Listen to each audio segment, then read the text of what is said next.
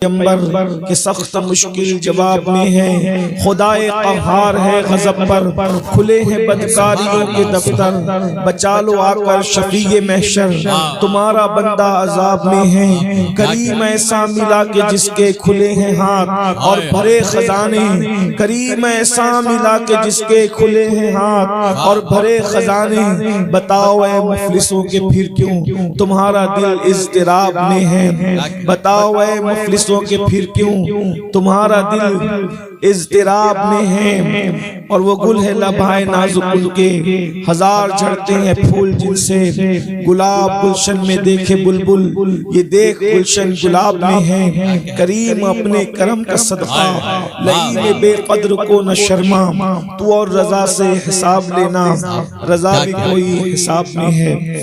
آج کی یہ محفل عرس مخدومی کے حوالے سے منعقد ہے، اور یہ وقت ایسا نہیں کہ کوئی تفصیلی گفتگو کی جائے، میں صرف اپنی حاضری درج کرانے کے لیے آیا ہوں، اور کوئی تمہید اور کوئی تقریر کی بجائے ایک مختصر سا پیغام دے کر رخصت ہونا چاہتا ہوں، کیونکہ مجھے خود بھی ایک طویل سفر پر جانا ہے، اور وہاں جہاں میں نے اصل وعدہ کیا تھا وہاں پہنچنا ہے۔ یہ عرس جو ہے کیوں ہوتا ہے؟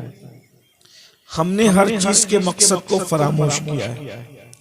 عرس کا مقصد ہے آخرت کی یاد دلانا، کیونکہ دنیا میں کوئی قوم ایسی نہیں ہے جو موت کے دن خوشی مناتی ہو سوائے مسلمانوں کے، اور مسلمانوں میں بھی صرف اہل سنت کے۔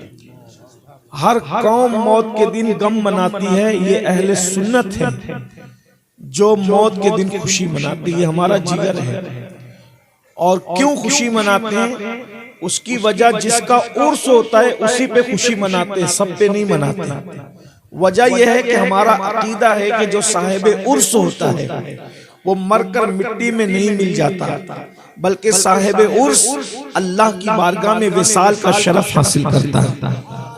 سبحان اللہ، یہ بڑی سعادت کی بات، اسی لیے ہم اہل سنت تو یہاں تک کہتے ہیں کہ ہمیں مدینے جانے سے جتنی خوشی ہوتی ہے اس سے زیادہ خوشی ہمیں مر جانے میں ہونی چاہیے۔ اس کی وجہ یہ ہے، یقین کی بات ہے، صرف یقین کی بات ہے، اگر مدینے جاؤ تو گنبد نظر آتا ہے، اور مر جاؤ تو گنبد والا نظر آتا ہے۔ نعرہ تکبیر، نعرہ رسالت، عرس مقدس۔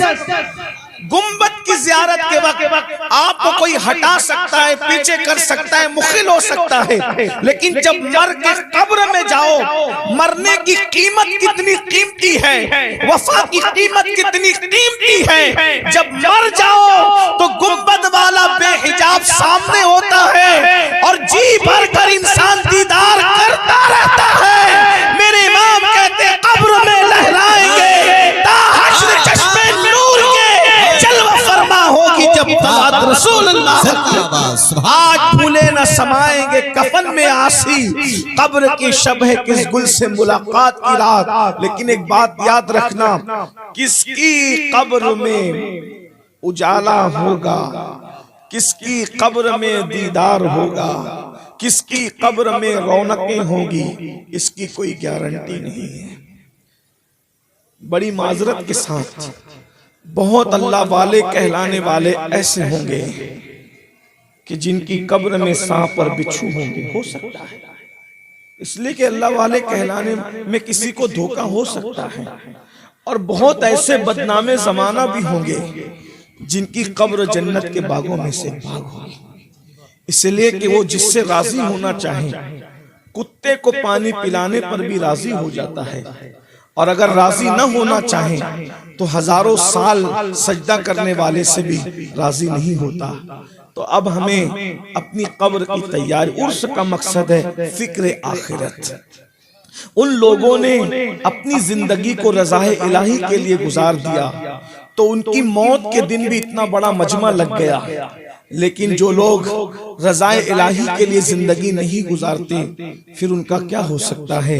اللہ کے رسول صلی اللہ علیہ وآلہ وسلم فرماتے ہیں کہ قبر انسان کو ایک دن میں 7 مرتبہ پکار پکار کر کہتی ہے، اے میرے اوپر اکڑ کر چلنے والے، اے میرے اوپر گناہ کرنے والے، اے میرے اوپر پاپ کرنے والے، اے میرے اوپر اللہ کی نافرمانی کرنے والے، ایک دن تو میرے اندر آئے گا، میرے سینے میں آئے گا، اس دن میں تجھے مزہ چکھاؤں گی، کیونکہ میں اندھیرے کا گھر ہوں، میں تاریکی کا گھر ہوں، میں سانپ اور بچھوؤں کا گھر ہوں، میرے اندر جو ہے کوئی مونس نہیں ہے، میرے اندر کوئی غمگسار نہیں ہے، میرے اندر کوئی غمخوار نہیں ہے۔ ایک دن میں قبر 7 مرتبہ پکار کر کہتی ہے۔ اور اگر آپ حق سننے کے لیے آئے ہیں تو ایک بات میں عرض کروں، شاعری کی کائنات الگ ہے، احادیث مصطفیٰ کی کائنات الگ ہے۔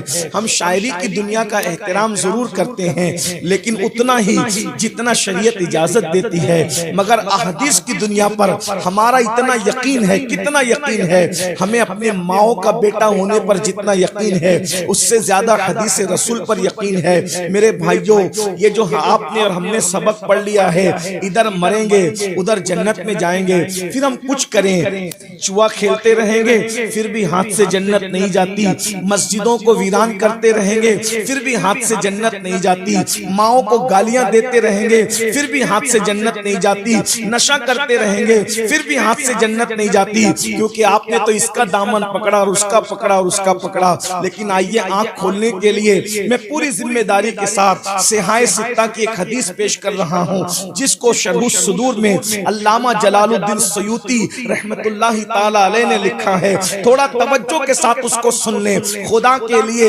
اللہ اکبر، ابھی میں کسی کے مرید کی بات نہیں کر رہا ہوں بلکہ میں مرشد کی بات کر رہا ہوں، اور وہ مرید ہے تو کس کا؟ پوری امت کا مرشد ہے، اور مرید ہے تو کس کا؟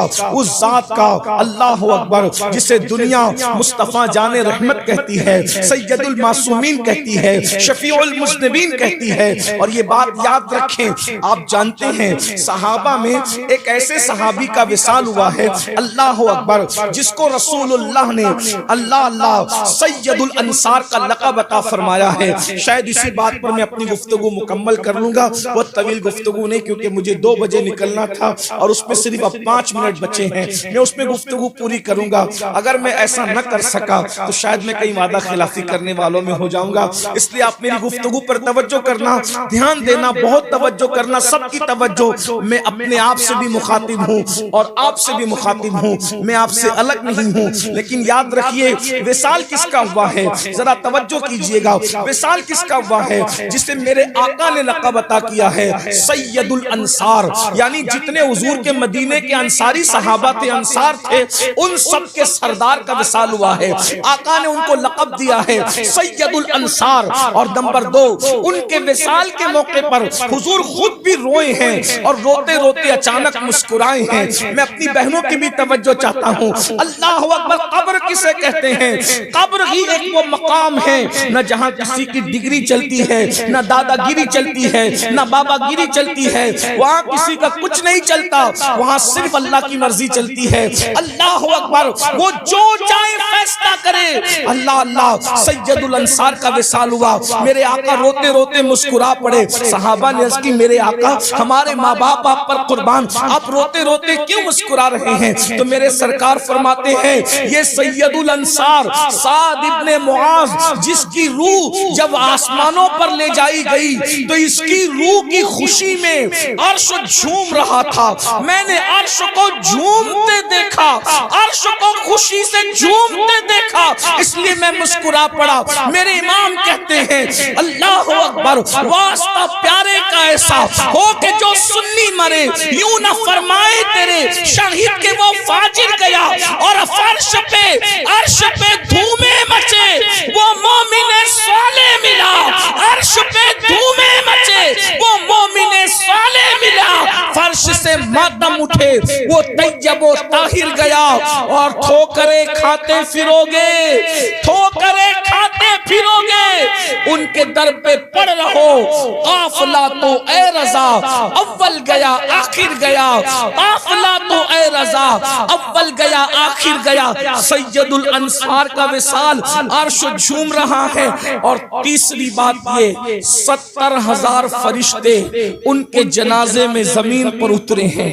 میرے آقا صحابہ سے کہتے ہیں 70,000 فرشتے ان کے جنازے میں. اگر یہ سید الانصار نہ بھی ہوتے تو ہم سنیوں کا عقیدہ ہے جیسے جنت کا ہونا یقینی ہے ویسے ہر صحابی کا جنتی ہونا یقینی ہے. اس کی وجہ یہ ہے ہر صحابی کے جنتی ہونے پر ہمارے پاس دلیل یہ ہے. اللہ ارشاد فرماتا ہے وَكُلًّا وَعَدَ اللَّهُ الْحُسْنَى, ہم نے ان سب کے ساتھ جنت کا وعدہ کیا ہے. حسنہ سے مراد جنت ہے. تو جیسے جنت کا ہونا یقینی ہے ہر صحابی کا جنتی ہونا یقینی ہے. اور اگر کسی کو بات ہضم نہیں ہوتی تو ایک بات کہتا ہوں, کیا یہ حدیث بھول گئے جس کے دل میں رائی کے دانے کے برابر ایمان ہوگا وہ بھی جنت میں جائے گا. تو جس نے مصطفیٰ جان رحمت کا آنکھوں سے دیدار کیا ہے اگر وہ جنت میں نہ جائے گے تو جنت میں کون؟ نعرہ تکبیر, نعرہ رسالت, نعرہ رسالت. جس مسلمان نے دیکھا انہیں ایک نظر, اس نظر کی بصارت پہ لاکھوں سلام. خدا ان کو کس پیار سے دیکھتا ہے. میں نے امام کے شعر پہ تھوڑی سی توجہ کی, غور کیا کہ اللہ ان آنکھوں کو بھی پیار سے دیکھتا ہے جو آنکھیں حضور کو دیکھتی ہیں. میں نے سوچا اللہ کیوں دیکھنے لگا ان آنکھوں کو پیار سے, وہ کیوں دیکھتا ہے؟ تو مجھے خیال آیا جب کوئی کسی کو دیکھتا ہے تو اس وقت تک انسان دکھتا نہیں یا چیز دکھتی نہیں جب تک کہ اس کا عکس ہماری آنکھ کی پتلی میں نہ بنے. جب آنکھ کی پتلی میں عکس بنتا ہے تو سامنے کی چیز نظر آتی ہے. اللہ محبوب سے پیار کتنا کرتا ہے, محبوب کے چہرے کو بھی دیکھتا ہے لیکن جس کی آنکھ کی پتلی میں محبوب کے چہرے کی تصویر بن جاتی ہے خدا ان آنکھوں کو بھی پیار سے دیکھتا ہے.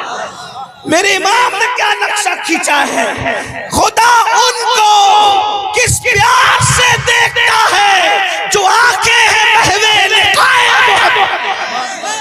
خدا ان کو کس پیار سے دیکھتا ہے جو آنکھیں ہیں محوے لقائے محمد. اور جن آنکھوں کو خدا پیار سے دیکھے پھر وہ آنکھیں جہنم میں کیسے جل سکتی.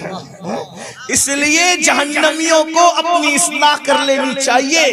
جو صحابہ پر بک بک کر کے کہیں سے وفاداری کا سرٹیفکیٹ حاصل کرنے کی کوشش کرتے ہیں, یاد رکھنا ایران کی وفاداریاں کسی کو جنت میں نہیں لے جا سکتی.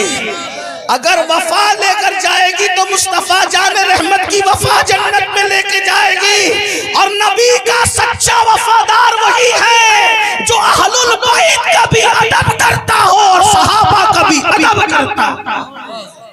اور وہ سچا مسلک اہل سنت کا ہے بیڑا پار.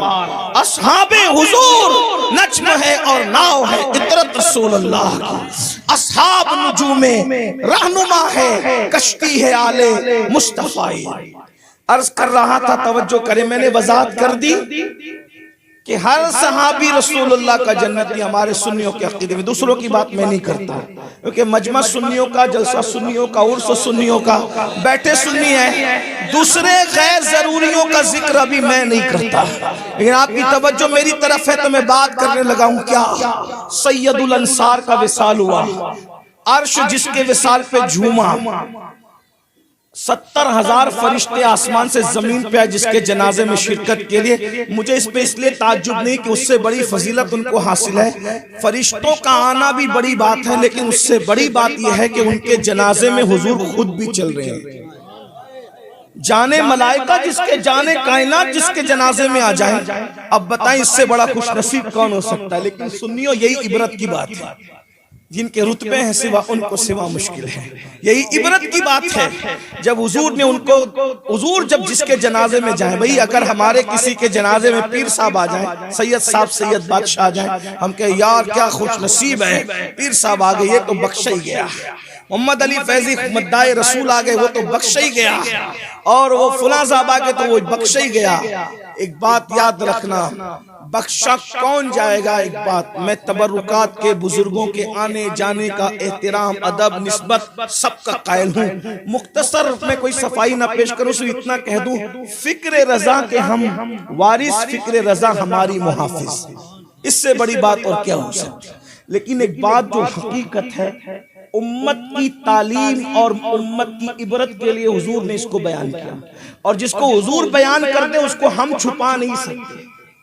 اللہ کے رسول صلی اللہ علیہ وآلہ وسلم کا وہ صحابی سعد ابن معاذ جو سید الانصار، جس کے وصال پر عرش جھوم رہا ہے، 70,000 فرشتوں کا نزول ہو رہا ہے، اور اللہ کے رسول اس جنازے میں خود شریک ہے، حضور شریک ہے، صدیق اکبر شریک ہے، فاروق اعظم شریک ہے، عثمان غنی شریک ہے، مولا علی شریک ہے، یعنی یہ سب بڑے بڑے بزرگ۔ میں نے کہا جنت بھی رشک کی نظر سے دیکھتی ہوگی سعد ابن معاذ کو، جس کے جنازے میں اتنے بڑے بڑے لوگ شریک ہیں، لیکن جب قبر برابر کر دی گئی، حضور علیہ السلام قبر پر کھڑے ہو گئے ہیں۔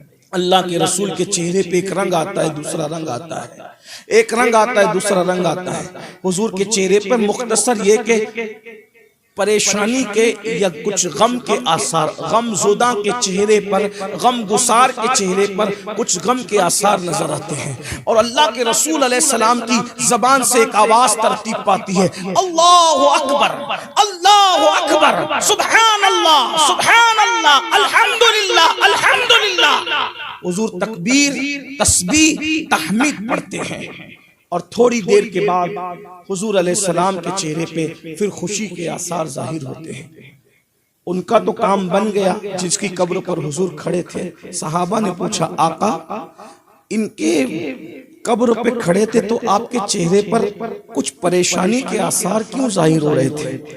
میرے آقا کا جواب سن لیجئے اور پھر اپنی قبر کی فکر کیجئے۔ میرے آقا فرماتے ہیں میرے صحابہ تمہارے اس نیک بھائی پر، نیک حضور جس کو نیک کہیں اس سے بڑا نیک کون ہو سکتا ہے، اس کا اندازہ کر لیں۔ لیکن یہ صرف تعلیم امت کے لیے صحابی کا درجہ بہت بڑا ہے، صرف تعلیم امت کے لیے۔ تمہارے اس نیک بھائی پر اس کی قبر تنگ ہو گئی تھی، تمہارے اس نیک بھائی پر اس کی قبر تنگ ہو گئی تھی، قبر نے اس کو دبانا شروع کیا۔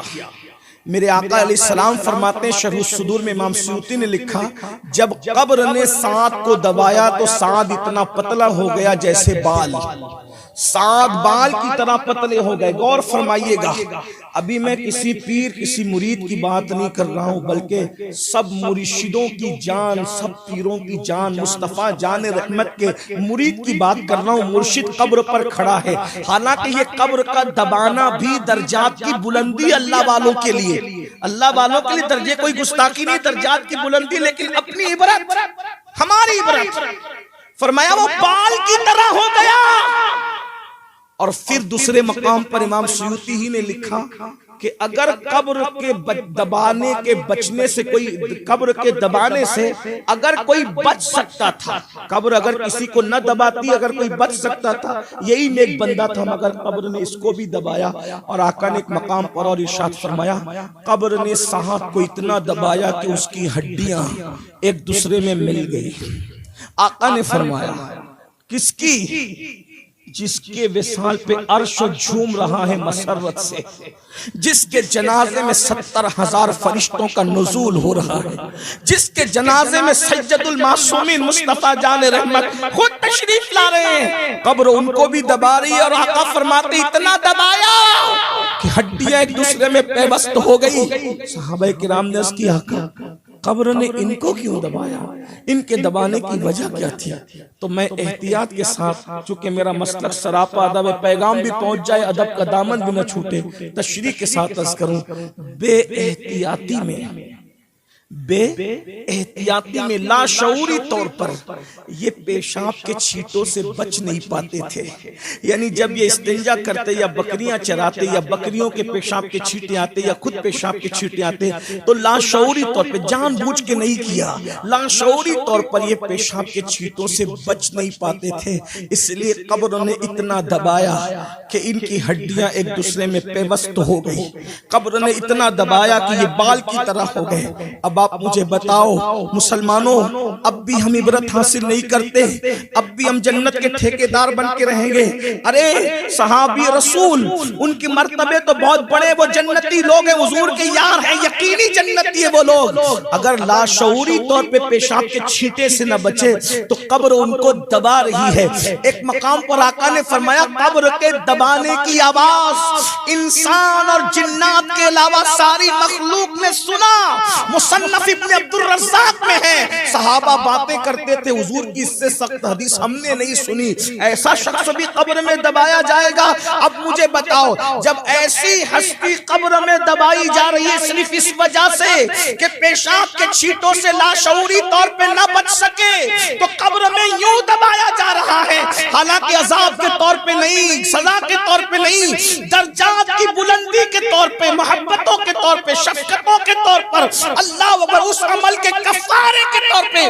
جب پیشاب کے چھینٹے سے نہ بچے تو یوں دبایا جاتا ہے مقبول بندہ قبر میں۔ تو جو زنا کے اڈوں کو آباد کرتے ہیں قبر میں ان کا کیا حال ہوگا؟ جو جوا کھیلتے ہیں قبر میں ان کا کیا حال ہوگا؟ جو عورتوں پر پاک کی نظریں ڈالتے ہیں قبر میں ان کا کیا حال ہوگا؟ جو عورتیں بے پردہ گھوم کر مردوں کے سامنے حسن کی نمائش کرتی ہے ان عورتوں کا کیا حال ہوگا؟ جو حرام لقمہ کھاتے ہیں، سود کھاتے ہیں قبر میں ان کا کیا حال ہوگا؟ بڑی معذرت کے ساتھ غور کیجئے گا، اس حدیث پہ غور کیجئے گا۔ ایک حدیث اور اس سے بڑی سن لے، کسی نے عرض کی یا رسول اللہ قبر سب کو دباتی ہے؟ فرمایا ہاں، ایک خاتون ہے اس کو نہیں دبایا، باقی قبر سب کو دباتی ہے۔ کہا وہ کون ہے؟ کہا وہ میری ماں ہے فاطمہ بنت اسد، یہ مولا علی کی امی ہے، حضور علیہ السلام کی چچی ہے۔ حضور ان کو چچی نہیں کہتے تھے بلکہ ماں کہتے تھے، یہ میری ماں ہے، میری ماں آمنہ کے بعد میری ماں ہے، اس نے مجھے پالا بیٹے کی طرح۔ کہا میری ماں فاطمہ بنت اسد کو قبر نے نہیں دبایا، باقی سب کو دبائے گی اور سب کو دباتی ہے۔ تو صحابہ نے عرض کی حضور آپ کے بیٹے قاسم کو بھی قبر نے دبایا کیا؟ غور کیجئے گا، اگر آپ حدیث پر ایمان لائے ہیں اور اپنی قبر کا خیال ہے تو تھوڑا سا غور کر لیں۔ بہت پاپی ہو گئے، بہت مجرمی، غیبت، چغلی، حسد، پوری زندگی فجر میں مسجد نہیں جاتے۔ نبی کے بیٹے قاسم، سگے بیٹے قاسم، کہا حضور آپ کے بیٹے قاسم کو بھی قبر نے دبایا کیا؟ آقا نے فرمایا قاسم تو عمر میں بڑے ہو گئے تھے، ان سے چھوٹے بیٹے جس نے بہت چھوٹی عمر میں وصال پایا، دودھ پیتی عمر میں، جسے دنیا ابراہیم بن محمد کہتے ہیں، اس کو بھی قبر نے دبایا۔ میرے اس بیٹے کو بھی قبر نے دبایا، وہ بھی قبر کے دبانے سے محفوظ نہ رہا، اس کو بھی قبر نے دبایا۔ قبر نے اس کو، غور کیجئے، حضور کا سگا بیٹا ہے، ابھی نہ کسی پیر کی بات ہو رہی نہ کسی مرید کی بات ہو رہی۔ مسلمانوں ہم کہاں ہیں؟ ہم نے آخرت کی فکر ہی چھوڑ دی۔ آسان نہیں ہے قبر، یہ جو اچھل کود ہے، داڑیاں منڈانے کے بعد بھی، حرام کام کرنے کے بعد، جنت ہاتھ سے نہیں جا رہی۔ پورے پاپ کرو، جرائم کرو، شراب پیو، موبائل کے اندر گندی فلمیں دیکھو اور قبر میں حضور آئیں گے۔ میرے بھائی حضور کے بیٹے کی بات ہو رہی ہے، شہزادے کی بات۔ فرمایا کہ اگر حضور کے بعد کوئی نبی ہوتا ہے، ایک روایت تو وہ جو ہم بہت مشہور سنتے کہ فاروق اعظم ہوتے لا نبی آبادی، یہ بھی فرمایا قاسم اور ابراہیم اگر حیات ہوتے اور بڑی عمر کو پہنچتے تو وہ نبی ہوتے، لیکن ختم نبوت تھی اس لیے بچپنے میں ان کا وصال۔ یہ حضور کے شہزادے، البتہ اب اس کی تشریح اختتام پہ اتنا سن لو تاکہ آپ الجھ نہ جائیں۔ سیدہ عائشہ صدیقہ نے کہا یا رسول اللہ صلی اللہ علیہ وآلہ وسلم قبر سب کو دباتی ہے، جس دن سے میں نے سنا مجھے کچھ اچھا نہیں لگتا۔